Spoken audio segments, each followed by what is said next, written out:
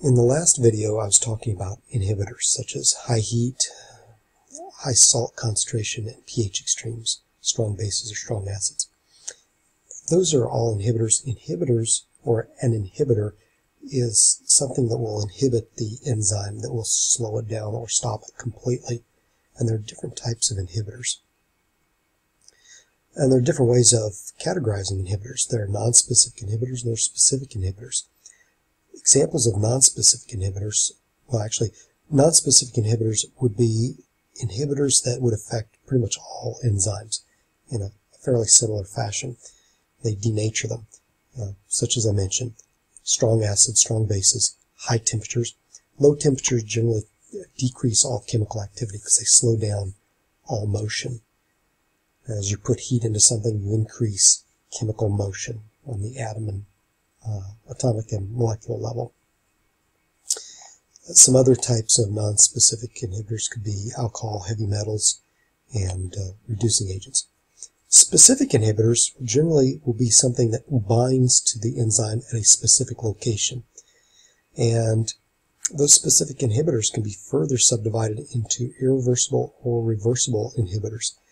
Irreversible inhibitors will bind to the enzyme and not let go. They bind to it and it's a permanent binding. And when these specific inhibitors bind to the enzyme, they change its shape or they block the active site. So the irreversible inhibitor or the reversible inhibitor are going to bind to the enzyme and cause it to not function properly. The reversible inhibitor can be subdivided into two different types. Competitive inhibitors. They're called competitive because they're competing with the substrate for the active site. So the competitive inhibitor will have a very similar shape chemically and structurally to the substrate. And it's similar enough that it will fit in the active site, and while it's attached to the active site, it won't allow the enzyme to function properly. And there are some of the competitive inhibitors can be reversible, some are irreversible, but we tend to think of them as being reversible. So they attach, detach, attach, detach. The non-competitive inhibitors attach someplace else besides the active site on the enzyme, and that other place that they attach is called the allosteric site, and someplace on the enzyme where there's no active site. So here's the active site. You notice the substrate has a shape that fits into the active site. It's not shown on this illustration, but these other places on the enzyme could be allosteric sites. So it's possible for a non-competitive inhibitor to come in and attach at these sites, change the structure and shape of the enzyme so that the active site changes shape and the substrate no longer fits. Some examples of a competitive inhibitor. Ethanol, ETOH is how it's sometimes written. Ethanol serves as a competitive inhibitor against methanol and ethylene glycol. Those are both toxic substances to the body. Methanol itself isn't such a problem, but it's when it's broken down into formic acid and formaldehyde that it's a problem. So if a person were to consume what is referred to as wood alcohol, which is methanol, it can cause blindness because of the buildup of formaldehyde and formic acid. One of the treatments is to give a person ethanol, because the ethanol has a greater affinity for the active site on the enzyme that's breaking down the methanol or the ethylene glycol. And so by binding up the active sites more often with ethanol, you have less formic acid or formaldehyde being produced. It doesn't build up to enough high enough concentration to damage the person. I should mention ethylene glycol can damage the kidneys, and it can cause kidney failure, and that's generally what kills animals. A cat, if it walks through ethylene glycol, that's the radiator fluid, the coolant that people use in their radiators to cool their engines, moderate the temperature. If a cat walks through that and licks its paws, that's enough to kill it. Let's see, non-competitive inhibitors, those are attaching someplace else. In this illustration, I show the competitive inhibitor in the blue here. It's not exactly the same as a substrate, but it has a similar enough shape that it attaches to the active site and blocks it. That's what ethanol would do. A non-competitive inhibitor is attaching someplace else on the enzyme. It changes the shape of the active site, and the substrate doesn't fit.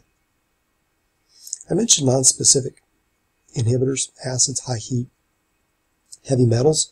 Heavy metals such as mercury, Ag is silver, and Pb is lead. And these have strong affinities for the SH groups of amino acids, which make up many proteins and thereby enzymes, and these are irreversible. That's why these are so potent. Mercury especially is very deadly. It's deadly.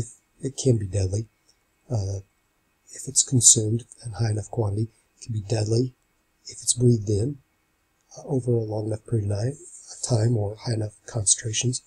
It's one of the reasons why if you're working with mercury, especially if you need vapors, you want to have those drawn away or have fresh air blown in. In closed areas, closed rooms, it's more dangerous. Even if it doesn't kill a person, it can cause permanent brain damage, and that's where you get the Mad Hatters, people who used to make hats, felt. I think it was used in the bleaching process. But one of the problems with the people that made hats was they became mad or insane from the mercury. Mercury used to be used to bleach paper, pulp, wood pulp. They've since gone to other types of bleaches, but the effluent from paper pulp mills would poison the waters with mercury. One of the most poisonous forms of mercury is methyl mercury. That can be taken in through the skin, and if you want to look up information on that, there was a female chemist, I believe from Dartmouth College back in 1996. She had gloves on. She may have been double gloved, but she had at least one pair of gloves on. That was the protocol at the time. She spilled a droplet of methyl mercury on her gloves. She immediately cleaned it off, but before she got it cleaned off, it went through her gloves, went into her skin, and absorbed into her body. And I think in 3 months, at least in a few months period of time, she was starting to show neurological symptoms. And in less than a year, she was curled up in a ball, and she died. It's very, very toxic. A lot of people don't like to work with methyl mercury. A number of people that have worked with methyl mercury, especially early on in developing it, were killed by it. Plasma membranes. This is the next area of study. It's included in Chapter 5 of the text by Campbell et al., a biology text. And since the late 60s, early 70s, there's been a model of the plasma membrane, the cell membrane, called the fluid mosaic model that has been embraced. And it states that the cell membrane, the plasma membrane as it's oftentimes called, is a very viscous or thick fluid. And it's a mosaic of mostly phospholipid molecules, but also proteins that are embedded in the membrane, some exposed to the outside, some to the inside, some all the way through, as well as cholesterol molecules that are found embedded in the plasma membrane. Attached to those proteins that are embedded in the plasma membrane sometimes are carbohydrates, and then the whole complex is referred to as a glycoprotein. And those are important in identification of the cell. All of the cells of a person's body will carry certain glycoproteins on the cell surface, and that tells the immune system that that cell belongs to self. Sometimes there are problems and there are autoimmune diseases. Lupus is supposed to be one, where a person's immune system will attack one's own cells, and eventually it can be deadly. This is also an issue where a person will have an organ donation, such as a kidney or a liver or a lung, and the person will have to go on immunosuppressive drug therapy for as long as they have that organ, maybe for the rest of their life, so that the body does not reject the organ, more specifically the cells of the organ, because there's a wrong address, so to speak. But those phospholipid molecules, those are important. Those are referred to as a bilayer. The heads of the molecules orient themselves automatically towards a watery environment, either outside the cell or towards the inside of the cell. And the tails are referred to, those are nonpolar, they are referred to as being hydrophobic because they don't want to be next to water. But this would be representative of a plasma membrane, either a cell membrane that goes all around the cell, or even the vesicles or vacuoles or membrane-bound organelles supposedly have the makeup similar to this. With the phospholipid bilayer, this is showing just the phospholipid molecules, and they orient themselves automatically so that the polar heads are towards water, to the inside or outside, and the lipid tails, which don't mix with water, are toward the middle. Lipids are described as hydrophobic. That literally means water-fearing, because they don't like to be next to water. Water and lipids don't mix. The phosphate heads are described as hydrophilic, water-loving, literally is what that means. And so that you put those molecules together, and that's automatically how they align. The membrane is described as being selectively permeable or semi-permeable. Those are synonymous expressions, terms. Semi-permeable, selectively permeable. And the membrane that surrounds the cell is described as selectively permeable. It selects what enters and leaves. This leads to a discussion of the diffusion of matter. When matter moves from its high concentration to its low concentration, that's called diffusion. That doesn't necessarily have to happen across a membrane, but we'll get to the point where we're talking about it happening across a membrane. If you think about perfume or cologne that's placed on the skin, it travels from the high concentration on the skin to the air around it where it's lower concentration. If you think about aquariums, especially in the winter months when the air inside is dry, it's been heated, and so it doesn't have a lot of water vapor dissolved in it, and so the overall humidity is relatively low, and so water evaporates more quickly from an aquarium, and it's going from high concentration in the aquarium to the lower concentration in the air around it. That's simple diffusion. Movement of matter across a membrane can be passive or it can be active, and we'll talk about passive processes first. And if it doesn't require energy, it's referred to as passive, or a passive type of transport. Specifically, water moves constantly across a membrane. It moves both directions, back and forth. With osmosis has to do with the movement of water across the membrane. And so, when you take a look at this, on the left-hand side, you see an inequilibrium.